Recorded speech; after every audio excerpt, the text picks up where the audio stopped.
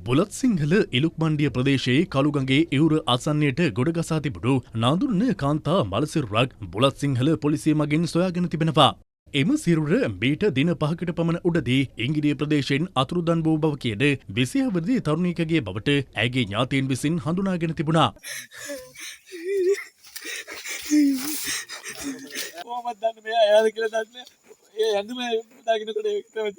එබැවින්ම බුලත් සිංහල හල්වතුරු ප්‍රදේශයෙන් ගෙල වැල්ලාගෙන පියගිය පුද්ගලයෙකුගේ මරණයක්ද වාර්තා වී තිබුණා. එම සියදිවි හානි කරගත් පුද්ගලයා අදාළ තරුණිය සමග අනියම් ප්‍රේම සම්බන්ධතාවක් පවත්වාගෙන ගොස් තිබූ බවත් වාර්තා වුණා. ඔහු බුලත් සිංහල හල්වතුරු ප්‍රදේශයේම පදිංචි 30 වර්ෂීය දමිළ පාසල් ගුරුවරයෙකු වන අතර අදාළ තරුණිය අතුරුදන් වීමෙන් පසු එම පුද්ගලයාව පොලිසියට කැඳවා ප්‍රශ්න කර මුදාහැර තිබූ බවයි පොලිසිය සඳහන් කළේ. කෙසේ වෙතත් පසුව අදාළ පුද්ගලයා නිවසියන් නින්දට ගොස් සිටින අවස්ථාවේ නිවසින් බැහැරව ගොස් ගෙල වැළලාගෙන සියදිවි හානි කරගෙන ඇති බව පොලිසිය පැවසුවා.